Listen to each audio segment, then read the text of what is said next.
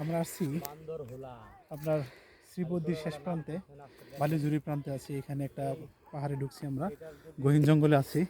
এখানে হাতির বিচ একটু সামনে এগোলেই কিছু চিহ্ন দেখতে পাবো, যেখানে হাতি যে আছে এর একটা চিহ্ন এখানে অবশ্যই আছে। আপনারা সামনের দিকে আসতে থাকেন, তবে সাবধান। হাতি আক্রমণ করলে কিন্তু আমার কোনো দায়িত্ব নাই। না, যদিও আমরা তথ্য নিচ্ছি যে এখন হাতি চতুর্দিকে নাই, একটু রিল্যাক্সে আমরা না মামা, কখন কি হয়ে যায়, আমরা আর ওইদিকে না যাই। না সমস্যা নেই, সামনে জায়গা আছে তো। যাচ্ছে এখানে নিচের দিকে, এটা আবাদ ফসলের একটা জায়গা, একটু নিচের দিকে ধরো, নিচে নিচে অনেক খাদ দেখা যাচ্ছে। আমরা যাই আরো।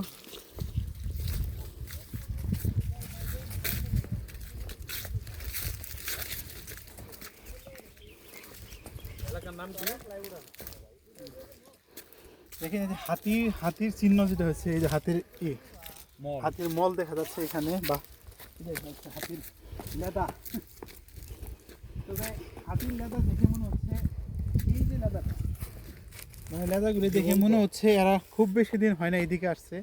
এই যে এইদিকে আপনি হাতি এখানে আসার বিচরণটা হতো যে আপনি লেদা দেখে বুঝতে পারেন, মল দেখে বুঝতে পারবেন যে কত দিকে আসছিল। যদি মলটা একটুই থাকে, কাঁচা থাকতো, তাই না, তাহলে বুঝতে হয়তো রিসেন্টলি হাতি এখানে আসছিল। একটু সামনে আগান।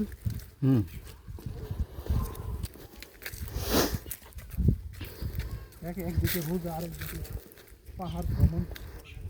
এই যে এইখানে আমি করতেছিলাম, বারবি করতে।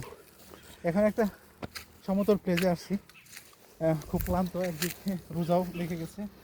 তো এই জায়গাটা আমার খুব প্রিয় একটা জায়গা, অনেক সময় এখানে সময় কাটাই। এখানে হাতির যে বিষয়টা, লেদা দেখছেন, হাতির লেদা দেখছেন, কারণ কি ওই যে ওইদিকে দেখে আসলাম, যাওয়ার সময় দেখা যাবে। আমরা আরেকটু আগে সামনে আগাইতে পারি।